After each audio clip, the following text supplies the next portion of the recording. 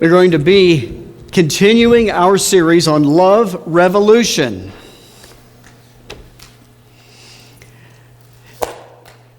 Chiefs? Where are the Chiefs? I don't hear it very... Eagles? I don't care? Yeah. Wow, I have friends here. Let's try this one. Jesus Christ. There, that's why we're here.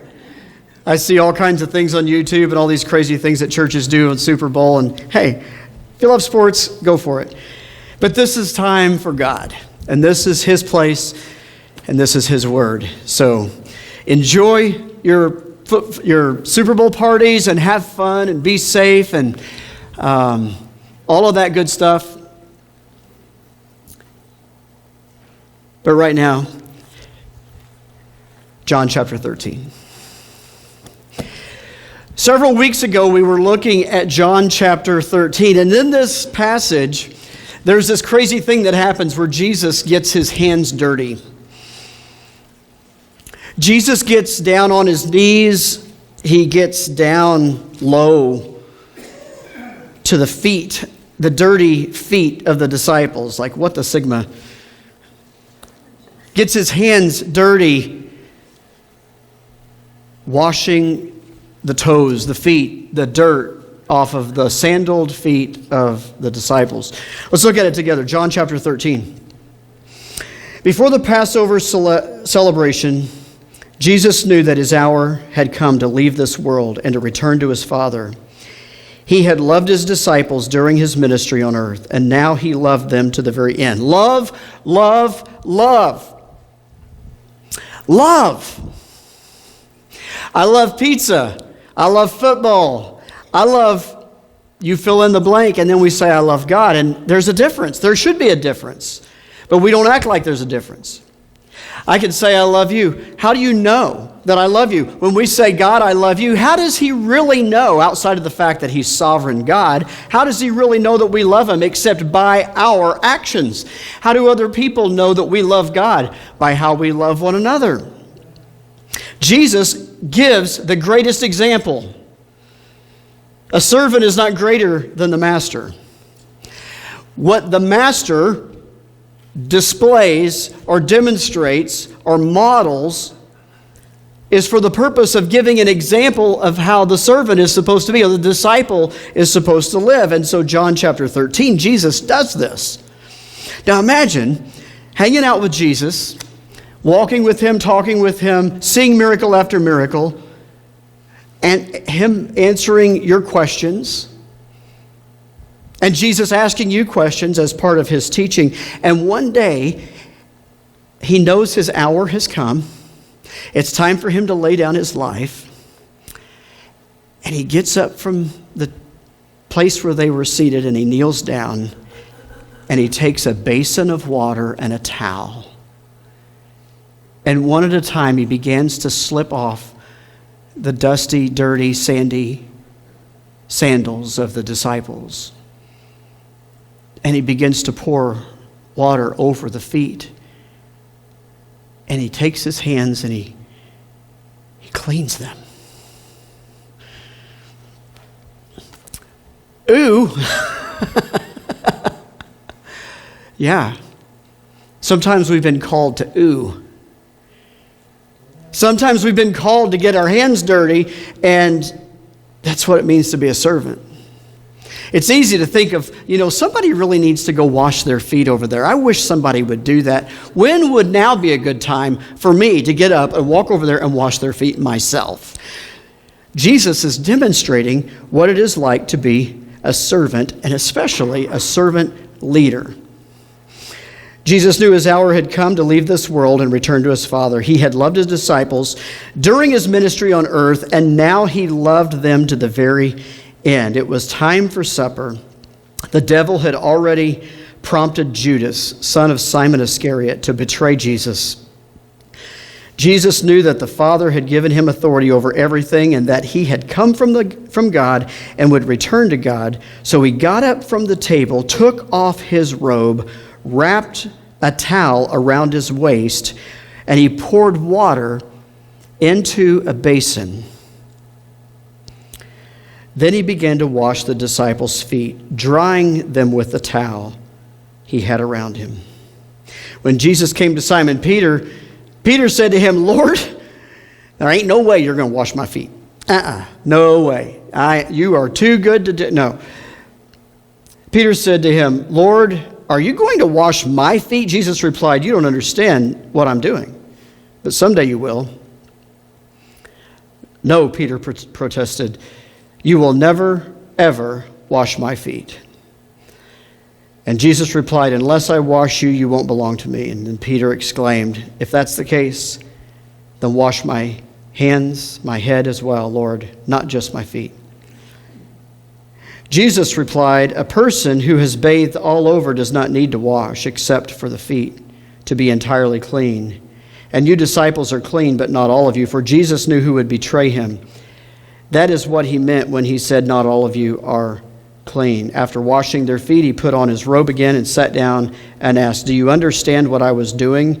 You called me teacher and Lord, and you are right, because that's what I am. And since I, your Lord and teacher, have washed your feet," "you ought to..." Does that say what I think it says? Scott, is that what it says? "You ought to wash one another's feet." Now, don't get up and leave. Don't freak out. We're not going to start pulling our shoes and socks off in here, even though I have done that before in a church. We're not doing that this morning. "I have given you an example to follow. Do as I have done to you. I tell you the truth." Listen, "slaves are not greater than their masters, nor is the messenger more important than the one who sends the message. Now that you know these things, God will bless you for doing them."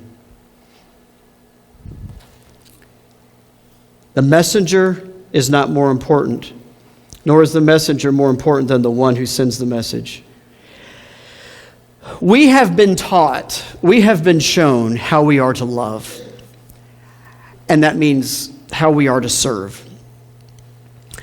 And as we look at these verses in John 13 of Jesus washing the feet of the disciples, some have made that a church ordinance where we're going to wash each other's feet. And I'm not saying there's anything wrong with that.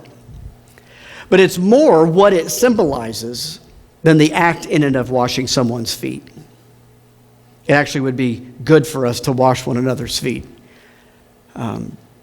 At a deacon's retreat many years ago, and it was a room, I think probably 10 or 15 people.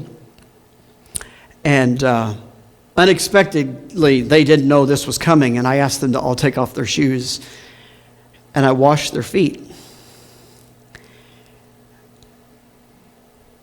And there was not a tear duct left in that room that wasn't worn out. And it brings me, my emotions are stirred up just remembering that the moment of humility that it takes to allow someone to do that for you. It's humility to do it, but it's just as much humility to let someone serve you and to let someone love you. And that's what we've been called to do. Love one another. Washing someone's feet can look a lot of different ways. But as a church, I have made the decision that we're not just going to play church, and we've said that from day one, over a year ago when we started, but that we are going to be church. And this year we're taking the 5th Sundays. March 30th is the first one. And we're not going to do this. We're going to be serving. We're going to be washing the feet of the people in the community. And here's what that looks like. Matthew chapter 25. There are 3 distinct areas where we're going to be serving in our community. And you saw the t-shirts back there when you came in. We'll talk more about that later. But in the community, we will all have on shirts that match, that represent who we are and what we're doing. But in Matthew chapter 25, remember when we were here several weeks ago talking about the sheep and the goats? The sheep and the goats. Let's take a look at it again really quick. But when the Son of Man, Matthew 25 and verse 31, but when the Son of Man comes in his glory and all of the angels with him, then he will sit upon his glorious throne, and all of the nations will be gathered in his presence. And he will separate the people as a shepherd separates sheep from goats. He will place the sheep on his right hand and the goats on his left. The saved are going to be on his right. The unsaved are going to be on the left. The sheep are on the right. The goats are on his left. Makes it very simple. Then the king will say to those on his right, the saved, the sheep, those who know the Lord, "Come, you who are blessed by my Father, inherit the kingdom prepared for you from the creation of the world." Look what he says. "I was hungry, and you fed me. I was thirsty, and you gave me drink. I was a stranger, and you invited me into your house. I was naked, and you gave me clothing. I was sick, and you cared for me. I was in prison, and you visited me." And then the righteous ones on the right, the sheep, are going to reply and say, "Lord, what, Lord? When did we ever see you hungry, and we fed you? When, Lord? Or when did we ever see you thirsty and give you something to drink? Or, Lord, when did we ever see you as a stranger and show you hospitality? Or naked? Lord, I never saw you naked, did I? When did we ever see you naked and give you clothing? When did we ever see you sick or in prison and visit you?" And the king will say, "I tell you the truth, when you did it to one of the least of these, my brothers and sisters, you were doing it unto me." You want to love the Lord your God with all your heart? You want to show him and demonstrate your love for God? Take the love, the goodness of God that he has given to you and give it away. Give it to someone else. Jesus washed the feet of the disciples. Why? So that they would learn what servant leadership is, and so that then they would go and demonstrate servant leadership. Did it stick? It did, because they all died for their faith, except one, and he wrote the book of Revelation. Many will live for a lie, but nobody dies for a lie. What Jesus instilled in these disciples stuck. He washed their feet, he served, and he showed what it looks like to serve. And what he was saying is sometimes you got to get down low. It's not always about being on top. Sometimes you got to get down low. Sometimes you got to get your hands dirty. Sometimes you got to look people in the eye while you are washing their feet and hear them say, "Lord, I can't have you do that for me." There are going to be people who say to you, "Oh, you don't need to do that." You know what it's like. It's pride. "Hey, can I help you with that?" I don't think my wife is in here, so I'm going to say this. She has the ability to carry, I don't know how many things all at one time, from the house to the car. And I'll say, "Babe, give me that. Let me have one." "No, I got it. I'm like, "You give me that." And then I find myself doing the same thing. She'll say, "Babe, you're going to hurt your back." I'm like, "I'm not old." She's like, "I didn't say you were, but you're still going to hurt your back." We have this thing in us called pride, and we don't want to let somebody help when we need it. I want you to know y'all have dirty feet. What I mean by that is we all have areas where we need help. And part of serving is serving one another. On this fifth Sunday, on March 30th, there are three areas that you get to sign up for. We're going to have all the sign-up sheets next week. Just three areas. The first one we're going to call Feed Me. Feed me. Say it with me. Feed me. All right. The second one So we got feed me. If I had that much hair, I'd be making noise too. Oh, so sweet. I love that sound. Feed me. Thank you. Visit me. And the last one is help me. Feed me. Visit me. Help me. In our community, there are people who need us to feed, to visit, and to help. And here's what that looks like. Next weekend, you're going to have the opportunity. I want you to already be thinking about it, though, because this is how we're going to wash the feet of the people in our community. This time. It's going to look different in June. We have 5 Sundays in June. We get to do it again, but it's going to look a little bit different. But the first thing we're going to do, we're going to kick off that day with a free pancake breakfast to the community. This is not a pancake breakfast where the church family comes together and eats across from somebody that you already know and that you already see every Sunday, and that we come here to feed ourselves. So we're looking for an army. You're just smiling at me. This is about serving others, not serving self.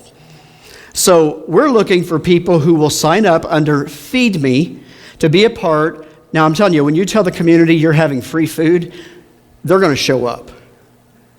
I have no idea what I'm getting I'm getting you into. I don't know, but we're going to do it.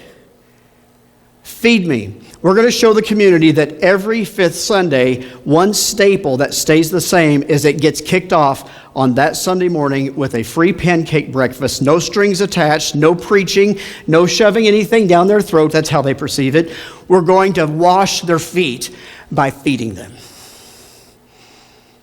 That's it. And I'm telling you, there are people in this community who will be blessed by the fact that you were willing to serve them a pancake. And just simply let them know that you love them. Feed Me. We're going to have a team captain or a couple of team captains for Feed Me who are going to run with the pancake breakfast. And if you'd like to be a part of that team, please come and see me right after the service. But we're looking for people next weekend to say, okay, I want to be a part of Feed Me. But if it's not that, if it's not serving, making pancakes. Do you cook pancakes or bake them? What do you do with pancakes? I don't know. What do you do? How do you make a pancake?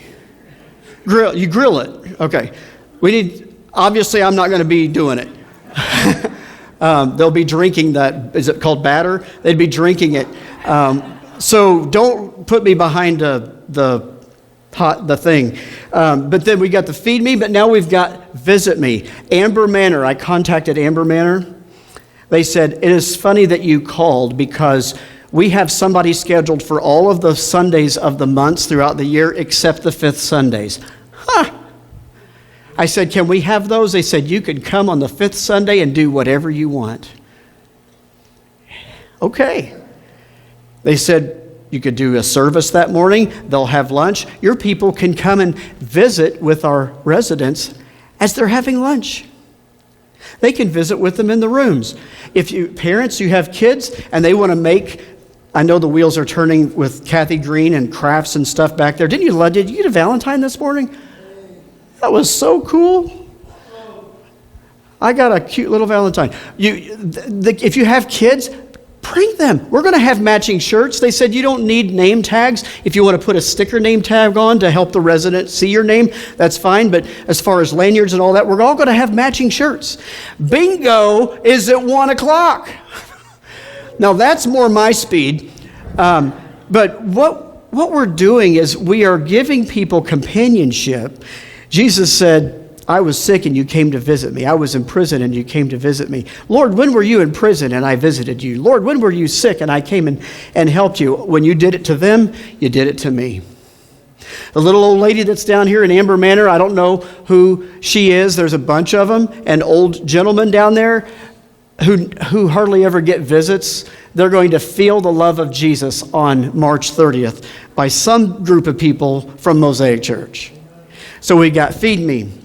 We've got Visit Me. Visit Me falls into 2 categories. Amber Manor, but then also we have some people who are not at Amber Manor who would be so blessed by somebody to come to their home and visit with them. So visit me can look like Amber Manor, or it can look like a quick visit and prayer and conversation in someone's home. What's help me? Help me. There are people in our community, and I need you to help me fill in the blank for the third category. Because in our community, I know there are some people who need help with little things like helping with just running the vacuum in their home, cleaning their windows, things that they're physically not able to do, helping them. In the warmer months, it could be raking leaves in the fall. It could be sprucing up their landscaping in the spring. I don't know what that looks like. We need help finding out where and who are these individuals in our community that are struggling to just even do something as simple as just washing their dishes. Sometimes washing the feet of someone else takes the form of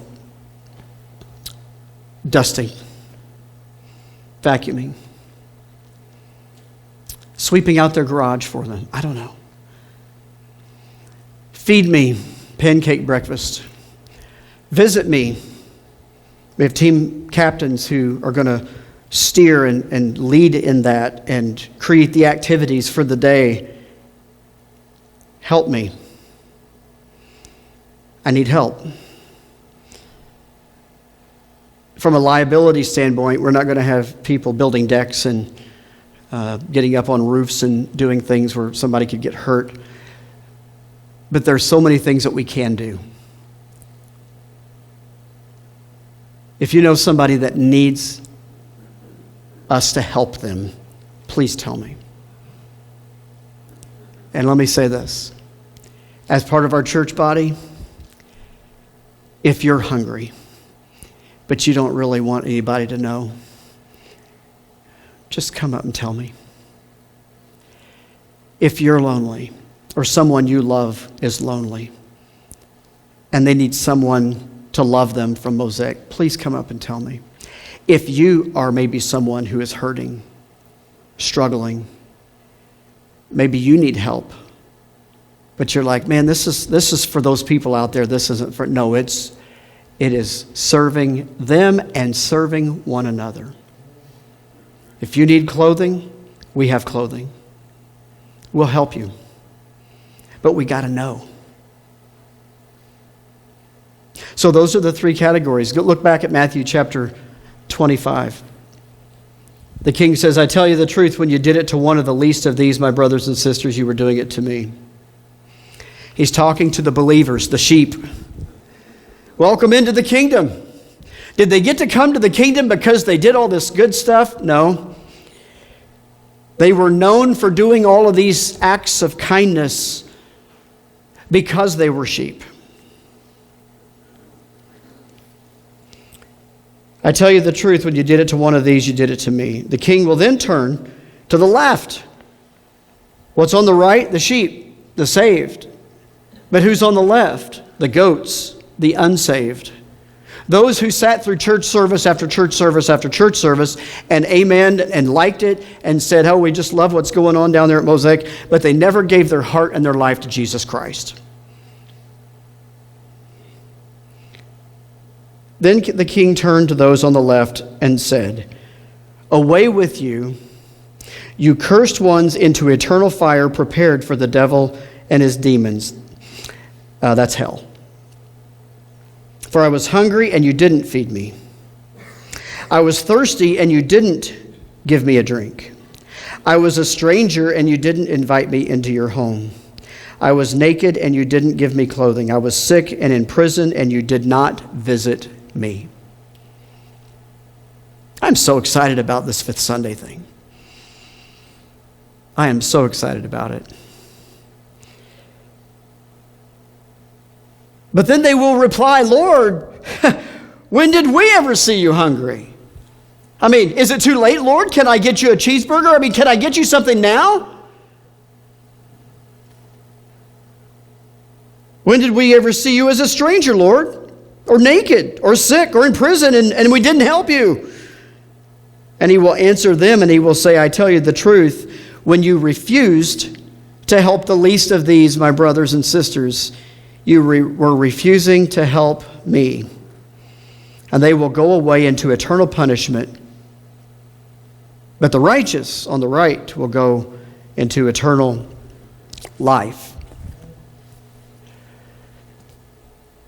It is fascinating to me the difference that can be made in someone's life by one simple act of kindness.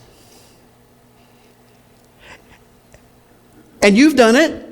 I believe we have a group of kind people here. Most of you. I think everybody here is pretty kind. You've done it. You've seen what I'm talking about, right? You're at Wally World. You're at Walmart, right? And you've got your self-checkout, and then you've got people who are checking people out. And there's the one, I always get that one. I can predict it, and I can say, which one do I think I want to go to? Whichever one I pick, that's the one that's either the slowest or the grumpiest or the one that's having the worst day ever.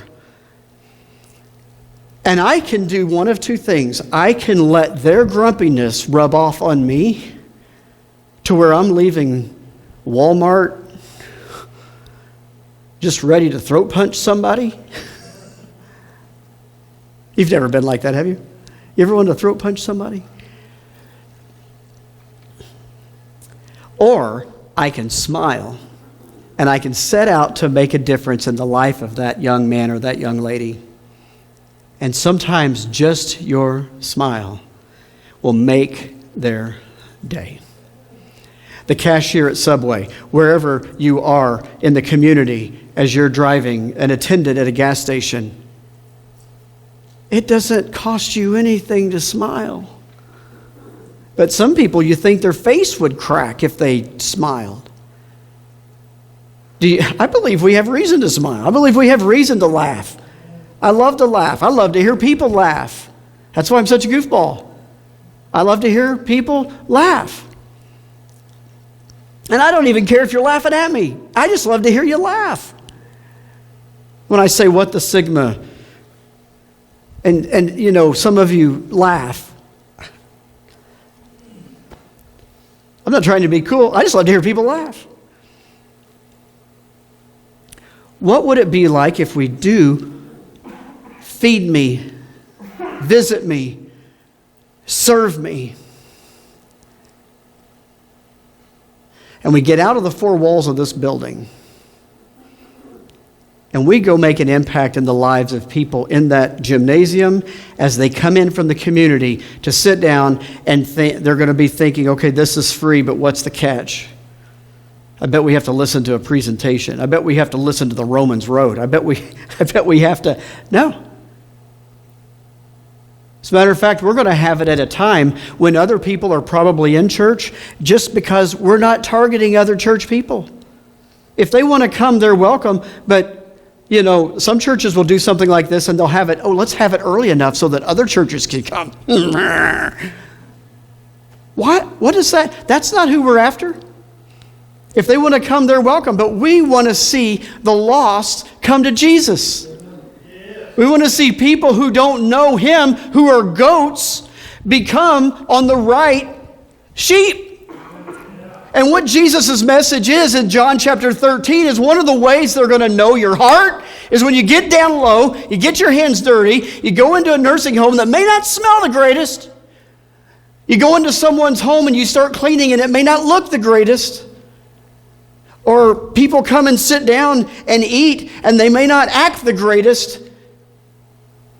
But it's all about Him showing us how we are to serve them. And when we do that, my brothers and sisters, we're doing it unto Him. So that when we, on that last day at the final judgment, hear Him say, come into the kingdom that's been prepared for you from the creation of the world, because you fed people who were hungry and you didn't charge them. You fed them and you didn't beat them over the head with the Bible. You showed them the gospel. Welcome into the kingdom. You're one of my sheep. And I know that because when I was alone in a nursing home and nobody in my family would ever come to visit me, As a matter of fact, I didn't even have any family. I was lonely and I was so sad. And you came to visit me and we say, Lord, when did we ever come and see you in the nursing home? And he's going to say, on March 30th, 2025, a group of people from Mosaic Church went down to Amber Manor and they visited me. Because when you did it to that little old lady down there, you did it unto me. That's what we're doing. That's why we're doing this. And God always blesses obedience.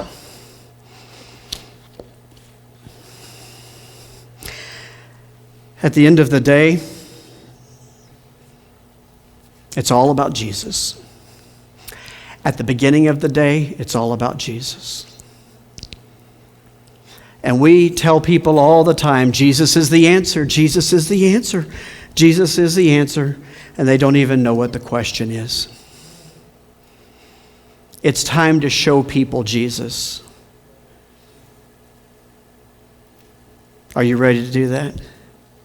I can't hear you. Are you ready to do that? Yeah? Yeah. Let's get on it.